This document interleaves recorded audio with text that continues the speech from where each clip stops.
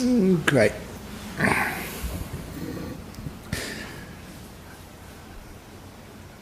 Good. So now everyone's sitting down mostly.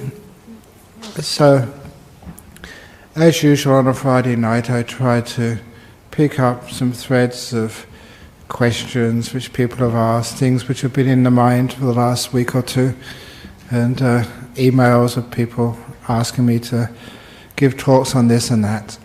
And I'm going to start off with an interesting question, but don't get too excited. That what I'm going to say at the beginning is not really the subject of the talk. I'm going to see if I can dive into this subject a little bit deeper.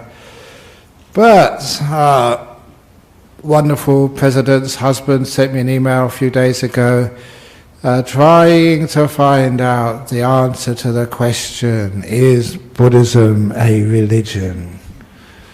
He. And other people keep asking that question. And yeah, it qualifies as a religion when people look at it. So many people have Buddhist teachings as their way of life, guides them, gives them this spiritual dimension to their life. And it's now, besides many of the other major religions of our human race, it's old, it's got its ceremonies and stuff. And the sort of Buddhism you see is a very, very pure, very original and very simplified version, which is as it should be. Somebody asked me a question before I came in here, which is a very beautiful question. If the Buddha was alive today, an Australian from Perth, how would he teach? That's what they asked me. Made a mistake straight away. Why should you say he? How would she teach? Who knows? Could it be a female? And the answer is it'd be pretty much the same teachings, but just packaged in a different form, as the packaging has to change from age to age. But the principles will remain the same. And it's those principles which define this thing called Buddhism. Is it a science, as somebody asked me? Science? I was a scientist before, and what goes by the word science these days is far less scientific than Buddhism. I gave a talk some years ago, somewhere, I can't remember where, when I say Buddhism, the only real science. One of the problems with science is it's always peer-reviewed. And scientists say that's a wonderful thing, which means that you can trust science because other people look at your results.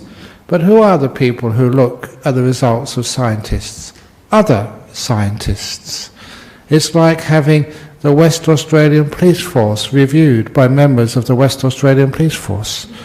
It's like the Liberal government doing a review of its economic policy when other members of the government are the ones who reviews it. And look at it that way, peer review is the problem with, say, Lehman Brothers a few years ago. Members of Lehman Brothers reviewing themselves. You can't really trust that. It would be wonderful if scientists could have someone outside of themselves, like religious leaders doing the peer review. That would challenge not just results, but the whole way of thinking. Now this is something which Buddhism does. It challenges you. And that was originally what science was supposed to do. Okay, here we go. Never expected to talk on this, but there was, I think it was Francis Bacon, 300, 400 years ago. He was a person, he started this Royal Society, I think under Henry VIII, I think. And he wanted to try and get science started. And he always said it had to be on the way of disproof. You can't prove anything in this world. I always say, like, Loch Ness Monster. Does the Loch Ness Monster exist? Just because you haven't found it yet doesn't prove it doesn't exist.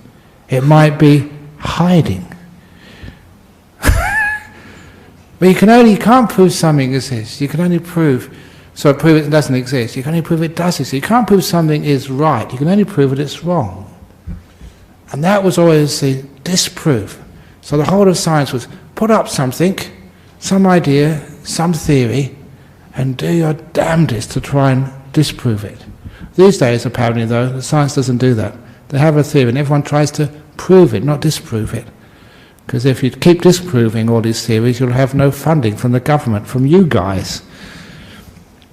We don't get any funding at all. That's why we're free of all this care of, whether we say the right thing or the wrong thing. We experiment and find out for ourselves, which is one of the fundamental parts which makes Buddhism not really a religion, but something totally opposite to the original meaning of religion. Because, as people pointed out to me years ago, yeah, Buddhism is a religion as far as most people are concerned. But the original word religion, it actually came from a Latin word which means binding you to something. You may, in medicine, ligature, tied, it ties you to something. And it comes from that same root, to tying you to a belief system, to a doctrine, to a catechism, to a series of beliefs which you have to say, these are the ones which I believe in, and then you become a Catholic or a Muslim or whatever. It is a bond. So in that sense, Buddhism just breaks all bonds. It doesn't go for tying yourself to a particular set of beliefs, like a science. It is totally destructive. I know they always say that extremist Islam is destructive, but they just blow up buildings and people. We blow up ideas. Which is another way of looking at these things. Your ideas, my ideas, to challenge you to the very, very core. That's why Buddhism has always been perhaps the most subversive of all the religions. Because it breaks the whole idea of religion and tying yourself to things. Instead of bondage, tying you to things, the idea of Buddhist so-called religion or anti-religion is actually freedom. And this idea of freedom is something which the human mind has tried to grapple with and understand. As I did when I was young, I wanted to be free. And I was reminded by someone who came on my meditation retreat, which Cecilia was mentioning why I wasn't here the last 2 Fridays. I was teaching in Jhana Grove, and there was a guy there who was about my age. And he also was in 1970 at the Isle of Wight festival. Anyone my age in Europe went to these rock festivals, and that was one of the famous ones. And I went in there with my green velvet trousers because I was I didn't smoke any marijuana, but I was sort of a hippie into rock music. I had my hippie beads and my green velvet trousers because I was making a statement. I was rebelling. I was being different. Until I got there and found out half the other men were wearing green velvet trousers as well. It was just another uniform. And this guy, apparently he was wearing black velvet trousers, so it confirms, that we are well wearing uniforms. But that whole idea of thinking for yourself, being original, just trying to break the bonds of hierarchies, stereotypes, things which you feel are restricting your ability to be alive. I think you all know what I mean, each one of you. Whether you're a woman and you can't actually be in a man's world, reach your full potential. You're an indigenous, you've got the wrong race, the wrong colour in the wrong place, the wrong age, just the wrong upbringing. You feel so restricted by all the things which happened to you in your past. Accidents of birth, unfortunate upbringings, injuries, whatever it is, we feel to be so restricted by that. And the whole point of freedom is actually finding this ability just to be able to soar. Another reason why I wanted to give a talk like this today was that there was one woman talking to me today. She's here, so please excuse me. That she was thinking she needed to be more grounded in life. And I looked at her and said, actually, I don't want to be more grounded. She said she was like a leaf on a tree which had been blown all over the place. And my feeling is to be a leaf which is free from the tree, which is not tied down, which can blow anywhere it wants, and can actually soar the winds of life.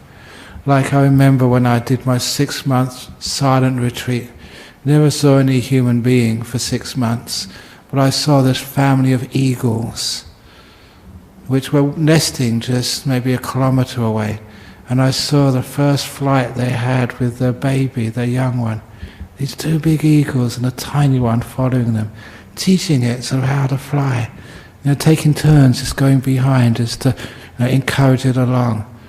And it was soaring on just the gusts of wind. We were on the edge of the hills, the scarp. There's many beautiful gusts there which they can soar on and fly and enjoy the beautiful sun. No, it's actually during the winter time, but the beautiful afternoons. And I looked, because I had time. I was on retreat, had no duties at all, didn't have to come into Noramara, didn't have to do anything. I was totally free just to enjoy the day and see and to celebrate and admire the freedom of these great birds just in the forest above Serpentine. And that to me was freedom. I remembered a simile, a metaphor someone gave me such a long time ago. They said they used to go hot air ballooning. And I don't know if any of you have ever gone hot air ballooning. I never have. But they said that once you're up there, above the ground, it may be a windy day, but it doesn't matter from whatever direction the wind is blowing, you never feel it. Because you go totally with the wind. Planet Earth. It's peaceful, it's silent. You feel no resistance. No way you can go anywhere, change course. You flow totally with the wind of that day. And that to me is a great simile of just what freedom promises you. It doesn't mean that you have a propeller or a jet engine on that aircraft. How noisy those things are. You just go with the wind. And I told the lady that it's good to take a credit card with you so you can get back again wherever you land after a long journey. You don't know where you're going, but who cares? Just the journey is freedom, it's beautiful, it's joy, it's like being a bird again. So those are sorts of the freedoms which give me an idea that what this Buddhism is, it's not being tied down. Which is like the religions which believe in a god or a dogma or a book or something which ties you down to that book. And sometimes I feel great sort of sympathy and sorrow, for some of the people of religion. I was just talking to someone yesterday afternoon. They were Greek Orthodox. I won't say again who they were. And they said that the Greek Orthodox Church had just had investigated and found out that doing yoga was against their creed. So they asked people not to do yoga anymore. I thought, oh, come on, you guys. But the local priest over here, born in Australia, just said, oh, crikey, what am I supposed to do? The hierarchy says you're not supposed to do yoga. And then sort of, I know it's okay, so we tried to find a compromise. I do yoga, but don't do too much. And this is what happens when you have hierarchies, when you have a religion which ties you to bosses. One of the things which I like, this isn't practice, it should be practiced. One of the reasons I really appreciated Buddhism is just before the Buddha passed away, when people asked him who will take over the religion, who will lead it once you're gone, he said, no one. He said, the teachings, that's what will guide you, but no boss. And traditionally, originally, this is a no-boss religion. I'm not the boss. The Dalai Lama's not the boss. We don't have a boss. People have tried to make bosses. It's just human nature.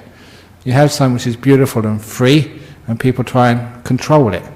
If you want to know what I mean, as soon as somebody climbs to the top of the mountain, what do? Put a flag on it. They can't leave anything alone. They want to own it. I claim this plot for Australia, put an Australian flag on, and the Kiwi goes there afterwards, throws the Australian Kiwi. Whatever. And after the flag, what comes next? The restaurant. With a helipad for people who are too fat and lazy to walk. That's what they do to beautiful, pristine mountains. Just like what we do to beautiful, pristine religions like Buddhism. Just we make a restaurant out of it, put a flag on it, belongs to us. And we own it, and then we control it. Now, do you know the difference between controlling and freedom? All the time, we have people trying to control people's spirituality. And the Buddha said, no, we won't be any boss, just the teachings, that will be your boss from now on in. But still, we have organizations which try to control, tell you what to do, and if you misbehave, if you think differently than the boss, then you get excommunicated. Not just excommunicated, all sorts of rotten things. You go to hell. If anyone questions what I say tonight, be careful. The last person who questioned this, you wouldn't believe what happened to them. They use fear to try and control you. And the consequences, you will burn in hell if you don't believe in me. And of course, that is, unfortunately people believe that. And it means it's control, there's no freedom anymore. You are controlled. That's not the purpose of what Buddhism is, an anti-religion, not to bind you to things, but to free you. And some people say, okay, Ajahn Brahm, but what about you? You're not free. You can't go and watch the latest episode of Star Wars, if I was interested in it anyway, which I ain't. You can't go to the pub and have a nice drink of an evening. You can't go dancing. Come on, look at me. Even if I could, I shouldn't. Except for belly dancing. If you do belly dancing, you need a belly, so I qualify for that. But I wouldn't inflict that on anybody. That's torture, and I'm too compassionate to do things like that to you. But anyway, what is this actual freedom? You know, it's a weird thing that as soon as I became a monk, I felt so free. It was weird. A monk has to live in a monastery. There's so many rules, hundreds of rules, which you can't break. You're not supposed to do this. You're not supposed to do that. You're not supposed to do anything else. But it felt so free because then I started to understand what freedom really is. It's freedom from the control of your desires. Totally different idea of freedom in Buddhism. Are you really free? Can you walk past that shop even though you would like to buy that? Say, no, I don't need it. I won't buy it. Can you walk past the Hungry Jacks when you really like hamburgers? You walk past, you can smell it, when you're hungry, you can almost taste it, you can almost feel it in your mouth, you can almost be chewing it. That counts for anything. If you like sort of vegan food, the best vegan restaurant in Perth, can you actually walk past, you can smell it? And for those of you who are from sort of Asia, the noodles, can you actually visualize noodles now? Steaming. And can you almost see it just in the bowl and just coming in? You see just how desires, how many of you are salivating now? You're not free. You're controlled by desires. So it's a wonderful thing which I learned, that real freedom and the purpose why Buddhism is a spiritual path, because it celebrates freedom and it realizes what freedom truly is. Now, of course, many of you come here, you've got problems. Problems from the past, fears from the future, had a difficult life. All sorts of things have happened to you, had addictions, alcohol, drugs. You had difficult relationships and it's all fallen apart and you feel like killing yourself. You've had sort of abuse as a child. You haven't made it in this world, but everyone else you think is making it in this world. You've got so much baggage from the past. And you come here to be free from that baggage. Imagine what that must be like. Imagine you can sit here and all that past finished with, like all the dirty dishes of your past have all been washed, put away, stacked, they're not dirty anymore. Imagine what that must be like.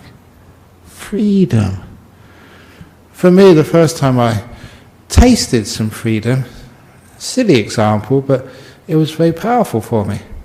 At school, high school, finished all my homework. Had no more homework, no more assignments to do. We had an afternoon off school. And I remember just going out of the school. Had nothing to do, no assignments, no pressure on me at all. Even as a 14-year-old, you have pressure. Don't think, oh, being school days are the happiest days of your life. They ain't. There's a lot of work and pressure and trouble. But anyway, that afternoon I felt totally free. As I walked out to school, I could go any direction I wanted. And nothing was compelling me at all. And I just took one step at a time. And I had no plans. Didn't know how I was going to spend the afternoon, where I was going to go, which way I was going to walk. That sense of freedom was probably the first time I got some idea of just how controlled, compelled, forced our life can be. You have so many places you have to be, so many deadlines you have to meet, so many duties you have to do, and so many people you have to please. And one of those is yourself. And now I didn't have to please anybody. My teacher were already happy, they'd already been pleased, done the homework. Didn't have to get home to another 3 or 4 hours. I was totally free from all compulsion and pressure. Just like I was saying in the meditation, all the strain in your body, pulling it this way, squashing it that way, all the pressures and the stress, the pull of you having to do something were totally released. You felt so free, just like the hot air balloon floating in the sky. You felt no wind on you at all, no force, no desire, no compulsion, nothing at all. Totally free. And that's why Buddhism is not a religion in the sense of it binding you to something. It's the opposite. It unties you from things. It unties you from the past. Don't worry if you're not untied yet. It happens. It's only a matter of time until all that past just recedes and fades away. How it falls off the radar. It's not there anymore. You don't remember it. It's gone. And I'm not talking about Alzheimer's. Dementia's got lots of good things about it. Honestly, I remember my mother had dementia, and one of the cutest things of going to visit my mother with dementia, and this says what a wonderful world it would be if people had dementia in this area. Other areas not, but in little areas of dementia. And that particular time, I went there with my brother in this locked ward, because if she got out, she wouldn't know how to get back. She'd be wandering around all over the place. And so went to see her. And as soon as I went into this ward with my brother remarked, seeing my mother, "That's not her dress. She's wearing somebody else's clothes."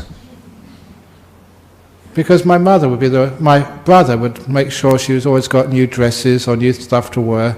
He was always really good at that. I was here in Australia, so he was in England looking after my mother. And as soon as he said that, he called himself, "Oh yeah, I've seen this before." Because imagine, people in the dementia ward, they forget who owns what. So they just share. It's beautiful. No, she goes in someone's room. "Oh, that's a nice dress." She puts it on. Someone goes in my mother's room. "Oh, that's nice. I'll put that one on." There's no sense of ownership. Imagine if the whole world was like that. We wouldn't have so many, shops and clothes. You wouldn't have any bills, no credit card, because we don't need to buy things. We share everything. If you like it, you put it on. Now,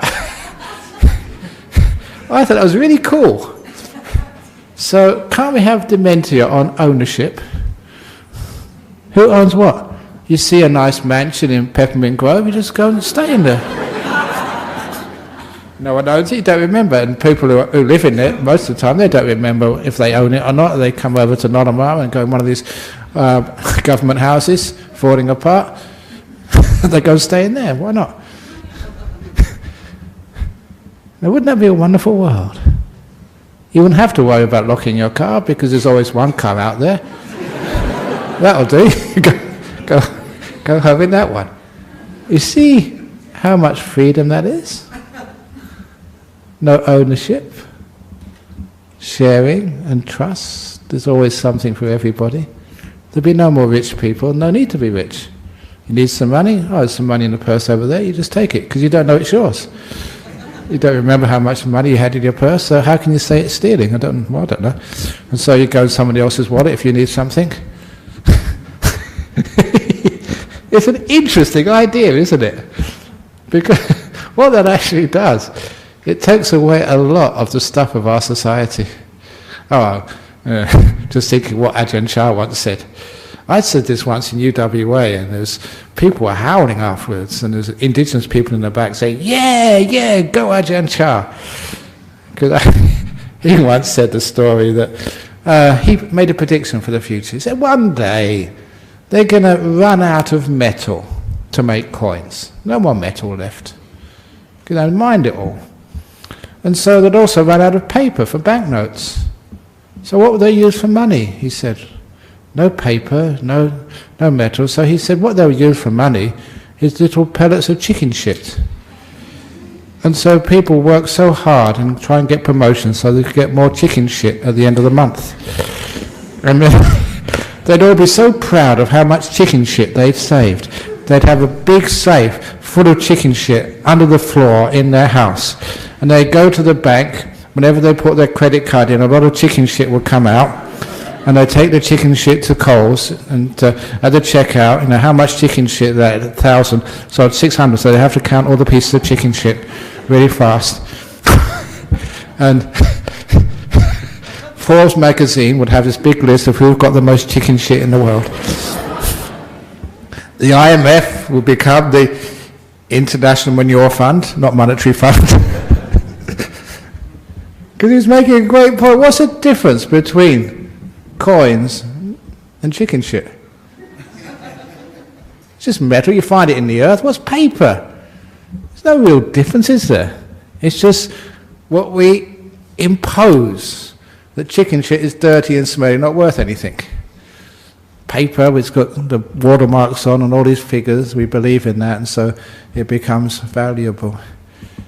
So it's a wonderful thing about being free, by challenging stuff, seeing it in a different way. And that's what I really liked when people really challenged me to see things in a way I'd never seen before. Now that is spirituality. It's not telling you what to believe, it's actually just totally undermining what you already believe and not replacing it.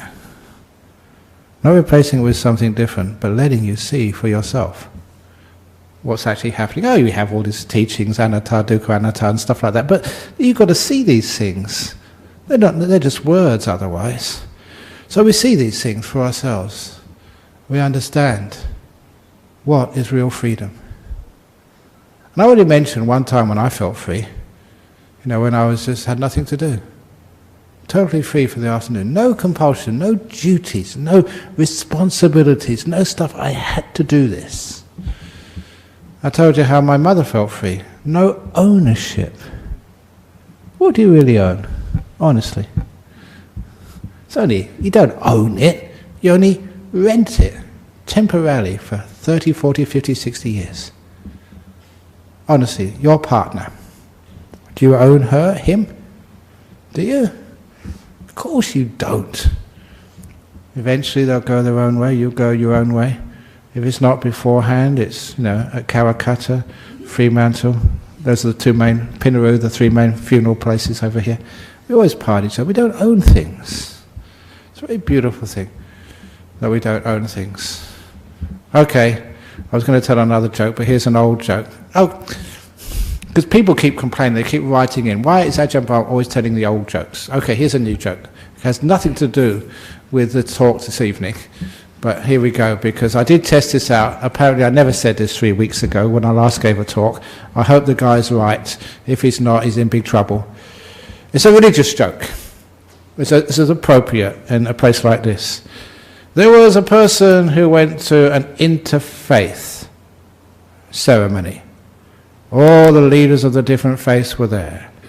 And as he was really quite inspired that people are actually doing things together, all these different religions. As he walked out of the big hall, the Christian priest came right up to him and put his hand on his head and said, "By the power of Jesus Christ, today you will walk." And he said, "What's wrong with you? My legs are fine. There's nothing wrong with my legs. I play tennis, I play football. My legs are okay." Did I tell this 3 weeks ago?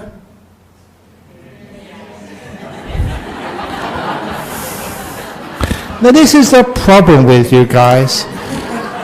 You don't have dementia. Although someone does, because he assured me that I didn't tell this 3 weeks ago. Okay, what was the other story which I told about a year ago? That's got more. You weren't here? Okay. You want me to tell it? Okay, so don't complain on the internet, okay? This was by public request. "You will walk," he said. "You crazy guy. I can walk already." And then the rabbi came up. And the rabbi did the same. "By the power of Abraham and all the prophets, today you will walk." And he said, "My legs are fine. Get away from me, you idiot." And what really turned him over the edge was when the Buddhist monk did the same. Buddhist monk came up and said, "By the power of the great compassion, today you will walk."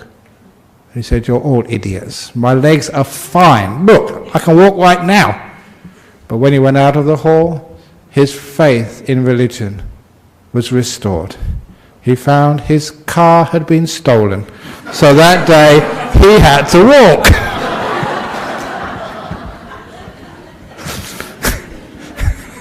It's not a bad joke, even though it was only 3 weeks old. Anyway, now where was I going with freedom? Yes. So, again, one of the most important parts of freedom is don't worry what other people think of you. So if I tell the jokes over and over and over and over again, it's because I don't worry what you think of me. Totally free to be.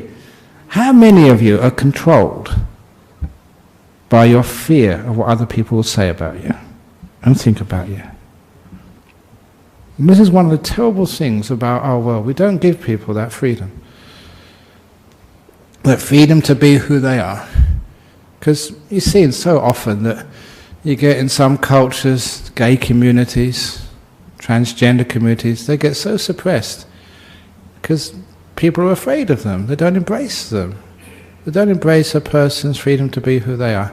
When they don't, obviously, if you're going to be hurting other people like pedophiles, of course, that has to, you can't allow that because it does harm and hurt other people, impinge upon them in a very, very bad way.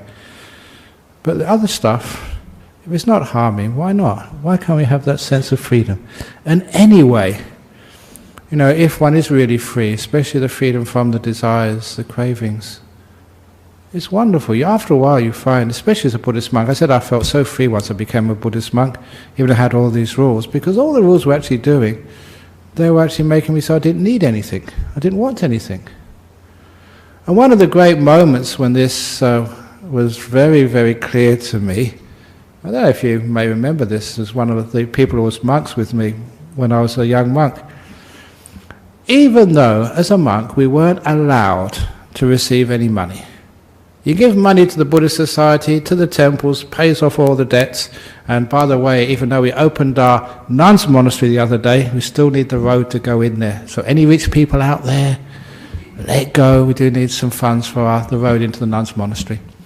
But anyway, I didn't have any personal money for myself, never do. But what happened one day, that I helped a person, helped this man in Thailand. And he came up to me after and said, "Look, I already give donations to the monastery, but I want something for you. I want to give you something out of gratitude for what you did for me. You really helped me." And he knew one of the loopholes. There's always loopholes in everything. And I know most of them. So this particular loophole was, yes, you cannot give a monk any money, but you can go up to him and say, is there anything you want personally? And you say the amount.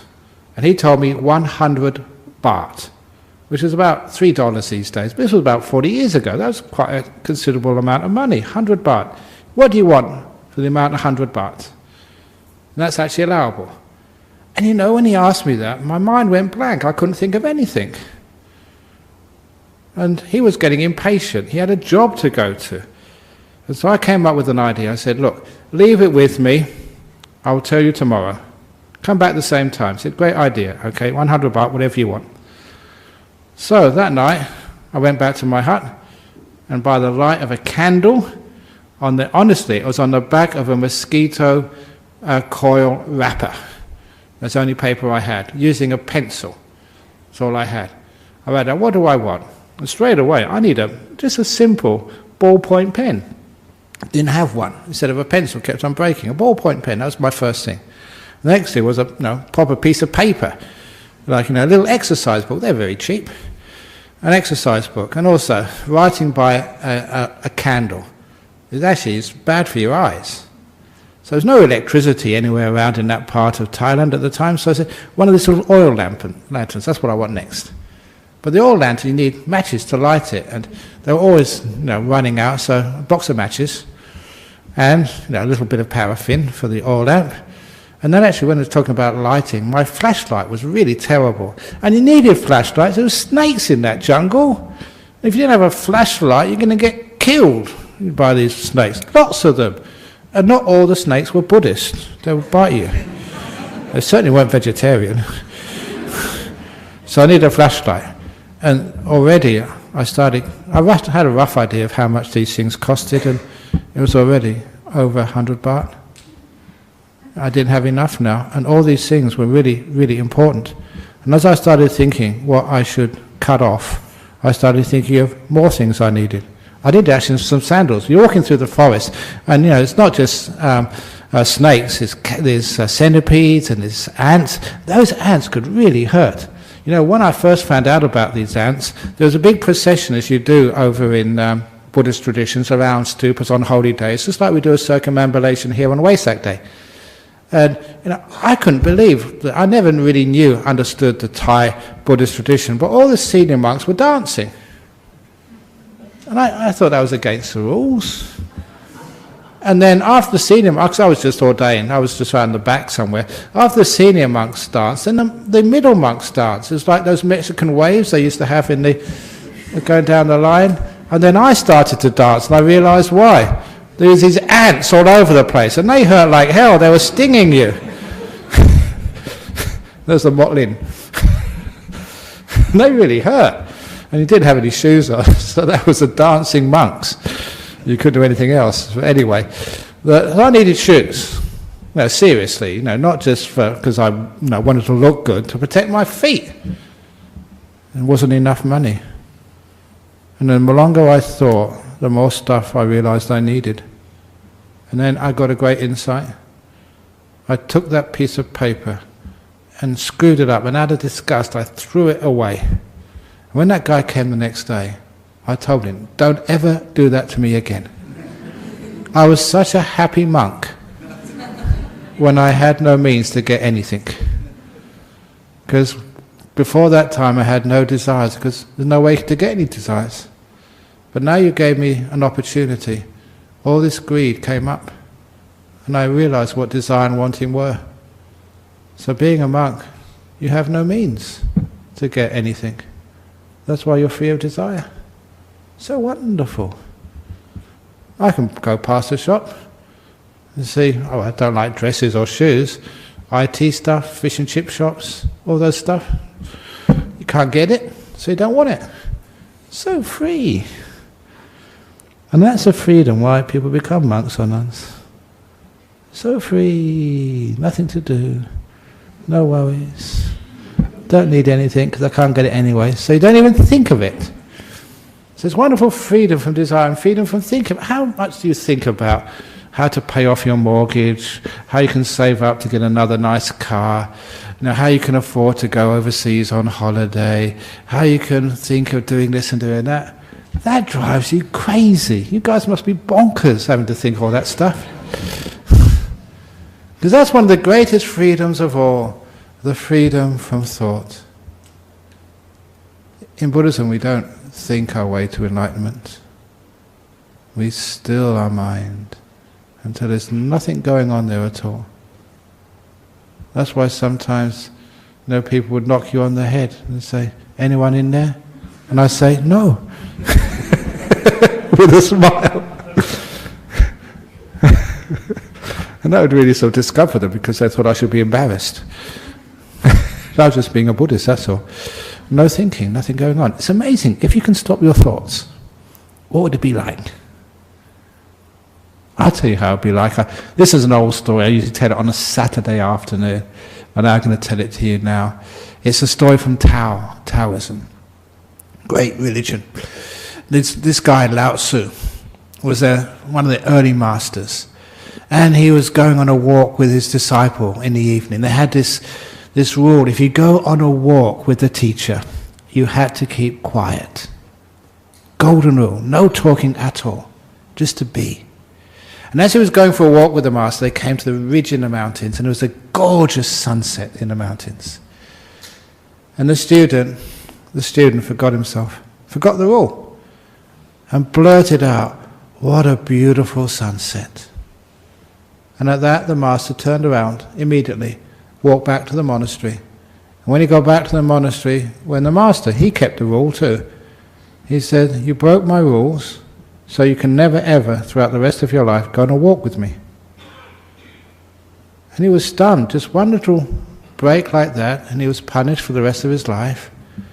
And this poor young man's friends tried to support him and argue his case. "Oh, look, give him a break. He's only young. And anyway, they asked, "What's wrong with saying, 'What a beautiful sunset'?"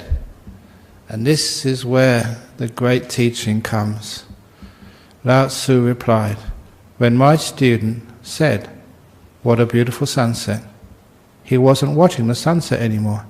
He was only watching the words." When you think, "What a beautiful sunset," you're not watching the sunset, you're just watching the thoughts. It's totally different. Next time when you go outside and see the stars at night, and they're gorgeous, especially living at Serpentine, you go out in the darkness, no lights for a long way, you look up at the stars and they're incredible. You start thinking about it, you can't see them. Thinking, "What a great Milky Way tonight," then you're not seeing the stars, you're seeing the thoughts. And it's the thoughts which control you. It's the thoughts, "I'm not good enough, I'm really good enough, she's nice, he's terrible, why did he say that to me?" My goodness, some of you are just thinking about events which happened years ago. It's gone, it's past. Why can't you let it go? Because you can't stop thinking. You are controlled by your thoughts. They are your prisoner. And that's one of the reasons why science has got into a dead end. Because they think in only one way. They are imprisoned by one way of thinking. When you stop thinking, you're totally free to go all sorts of ways. New ways which haven't been gone there before. What was it? Star Trek. Remember Star Trek at the beginning? Because that was my generation. Actually, it still goes on. And I remember the way that they started that's actually what I remember, said to boldly go when no one has gone before. But they got it wrong.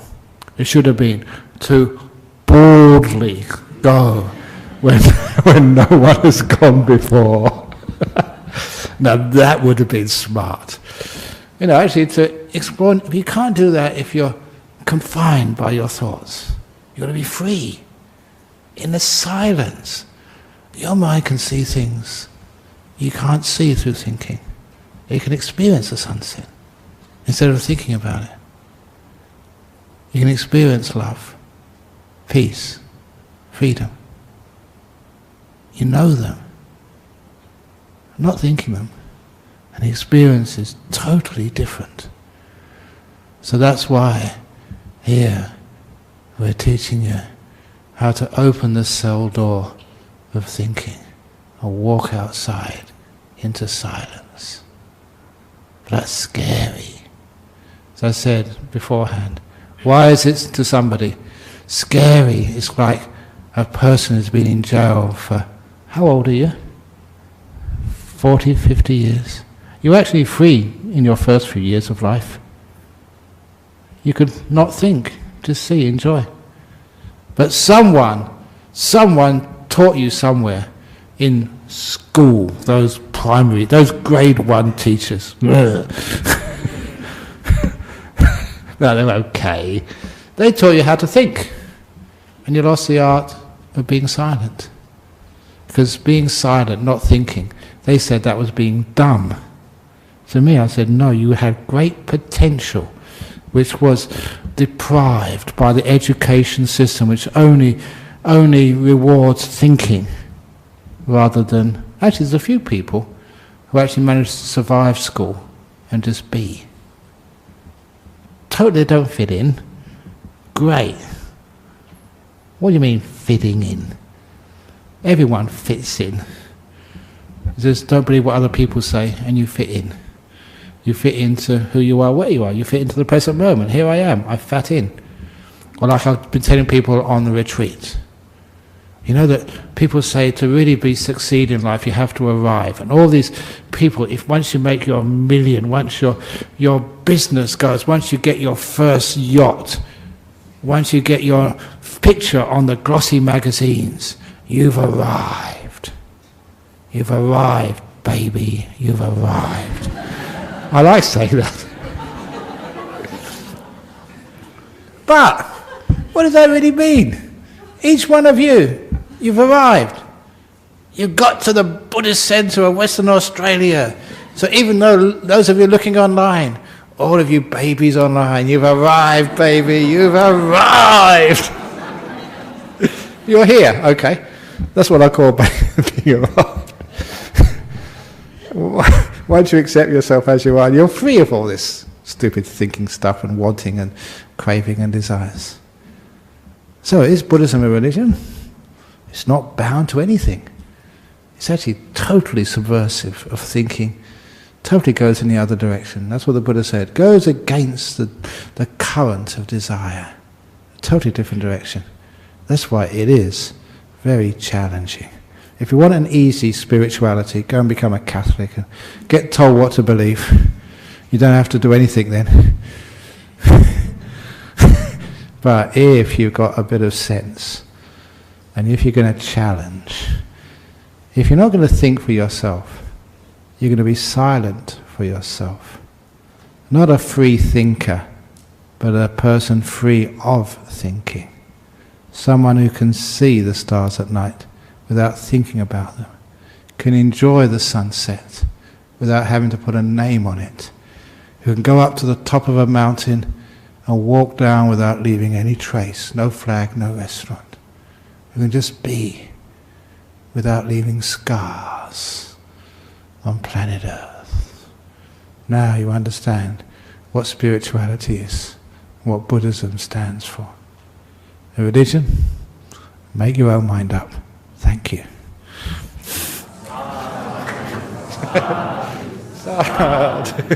Very good. Okay. That was an interesting one. So, the joke was the same, but the other thing around it was totally different. Maybe. Okay, we've got a few questions from overseas for those of you. Any questions from the people in the audience here? Yes, Don. Go on. I always get good questions from you.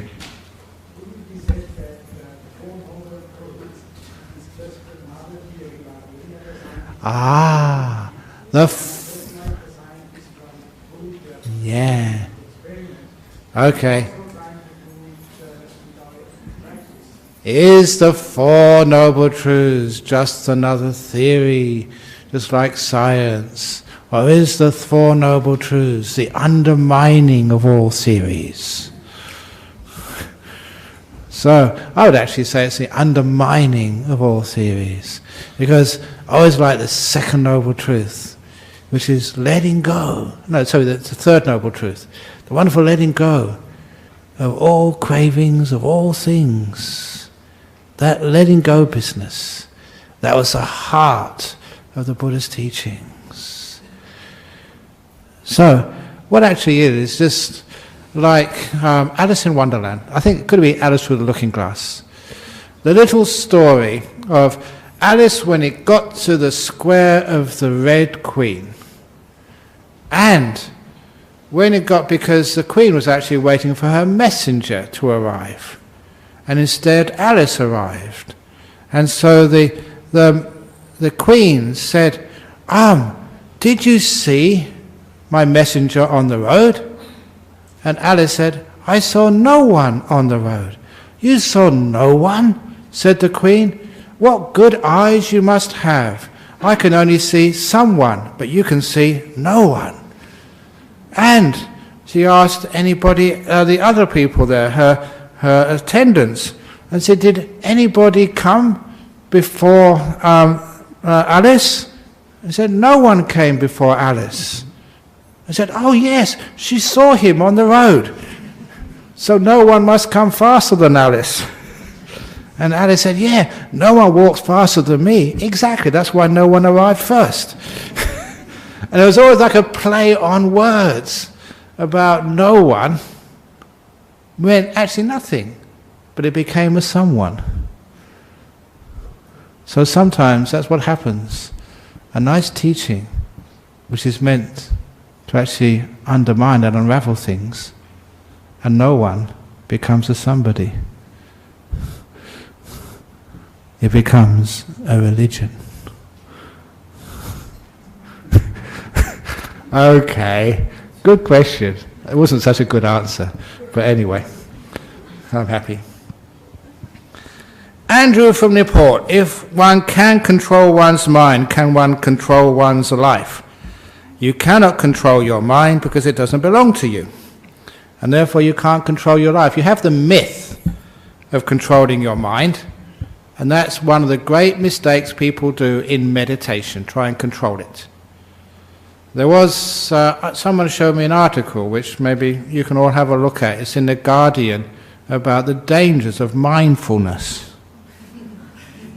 And there is real dangers, because sometimes the people who have predilection to a bit of psychosis or schizophrenia, or they have some great problems from the past and they meditate the wrong way, trying to control things, sometimes they get into even worse states of mind. And this has been happening because a lot of times this mindfulness movement, getting really, really strong, divorced of everything else in Buddhism, has actually got dangers to it. But don't be so worried. Going to a gym has dangers to it. You know, many people break their legs in the gym or they sprain their ankles, but it doesn't mean you shouldn't go to the gym. Everything in life has got dangers, but you know, really good gyms will actually have people who can actually spot that coming. You know, you're going too fast, you know, don't push things too hard. So, you know, that's why you have to be aware of those dangers. And the dangers in meditation is people trying to control their mind. And that's what happens. It's gone blank. Amazing. It's let go. You know what it says on here? It says on my screen here, no attachments. Wow, it says that. That is spooky. So he says no. So I can't get any attachments, so someone else has to do that. But no, be careful. Because that's a lot of times people want to control their mind, and once they control their mind, they try and control others. This is not about control, it's totally different, letting go. And amazing, when you stop controlling your mind, you let it be, then all of the goals which you try to get by controlling your mind, you get when you let it be. Everything you ever wanted by controlling your mind, peace, happiness, success, you get all of those by not controlling, by letting it be. It's great wisdom of the Buddha. So, and please, don't try and control your life. That is just like putting a jet engine on the hot air balloon. So you can make it go this way and that way. How noisy would that be? Just go, flow, and then you're peaceful. From Lithuania. I am in a local Sangha. It is difficult to reach out and teach meditation. How do we grow Buddhism in a country where it is oppressed and marginalized? You don't grow Buddhism. So that's what you do. You don't go out there trying to evangelize and go out and convert everybody. Don't go knocking on the doors of other people's houses, otherwise a dog will attack you. So you don't need to reach out and teach meditation. Just, you get very, very peaceful. Just like, what is it called, the flowers? The bees come to the flowers to get the honey. You don't need to do anything different than that. And so, just in my life, I'm quite a well-known teacher now, but I never started out like that. In fact, one person, I always like telling this story, this Singapore girl, she was really, really impressed with my talks, but she was wondering, was I born like this? So she went to monastery at Serpentine, got into the library and got in the earliest talk which I ever gave, which was recorded. She wanted it was about 30 years ago, or more than that, 32 years ago when I first came to Perth, and she listened to it. And she came up to me afterwards and said, Ajahn Brahm, I listened to one of the earliest talks you gave here in Perth. It was the worst talk I've ever heard in my life. You grow, you learn. But you give it a try, see what happens, and just this is what happens. So you just, from Lithuania, just go out there, give a few talks, allow people to walk out, laugh at you, and after a while, you learn, you grow like everybody else. It's not you to control, it's you to let go and learn. If you try and control, and try and make yourself the greatest teacher in the whole of the world, you'll always stuff up. You just let go and enjoy, see what happens. That's the way to spread Buddhism. Thank you so much. Okay, that's enough for today. Thank you for the two from overseas, and the one... Oh, you got another one? Yeah, go on. Ajahn Brahm. Yes. I'm puzzled about something you said earlier tonight. Offer no resistance to nature. And okay. That really struck me. But if one's nature is desires to love, to give love. Good question. How do you go against your own nature and not be bound by your desire? Because if it's love without desire, that's what we call true love. And the obvious example of that, which you probably all know off by heart, my father telling me, son, wherever you go in your life, whatever you do, however you turn out, the door of my house, he meant his heart, the door of my heart will always be open to you. That was a love without any desire. He didn't desire me to do well. He didn't desire me to be successful. He didn't desire me and put this pressure on me to please my father. He was saying, pleasing me is not the point. I love you anyway. That's such a beautiful act of love, which at the time I never understood. But I look back upon that. Thank you for teaching me what unconditional love is. Love with no desires. So you can love your kids, you can love your wife, whether she loves you back or not. It's a beautiful thing. And then you love yourself with no strings attached. You stuff up, you make stupid mistakes, you say the same joke you told 3 weeks ago. It's only a peace with it. So that's what love without desire means. That's your nature. You love nature. Your wife won't always be just exactly what you want. And you won't always be what you want. But you're more than good enough. So love yourself for who you are. Flow with the nature. Sometimes you're grumpy. Sometimes you are incredibly wise. Sometimes you're just so stupid. There you are, I am too. So that's life. So just flow with that. Isn't it nice you don't have to be perfect? You can be you, your own nature. Flow with that. Don't try it. Don't try and improve yourself. That's my biggest thing these days. This self-improvement. Anyone who buys a self-improvement book, you are wasting your money. Take it from me, you're good enough. You don't need to be improved. And who are these JoJos who make lots of money on trying to tell you you're not good enough? You are good enough. So anyway, I want to improve those people who write those self-improvement books. Okay, that's enough for the day. Oh, another one. One more. Good. Okay, go on. A controlling person, somebody's trying to control you or assert control over you in some way, just to be with them, or what would some people are trying to control you or controlling you in some way. Refuse to be controlled if you possibly can.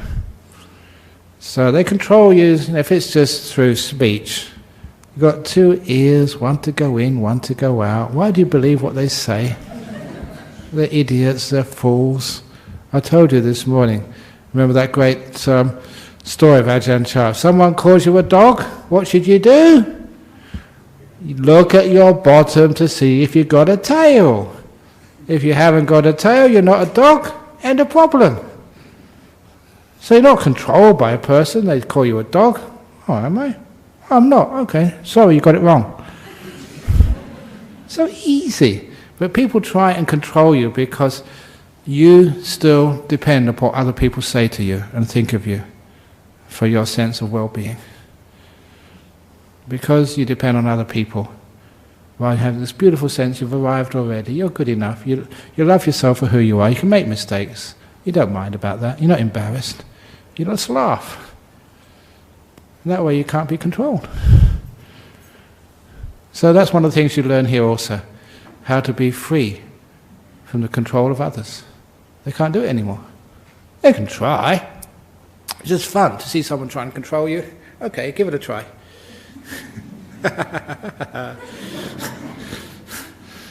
But if it's physical stuff, violence, then you have to just run away. Because the physical stuff is dangerous. Okay, can I go now? Okay, let's go.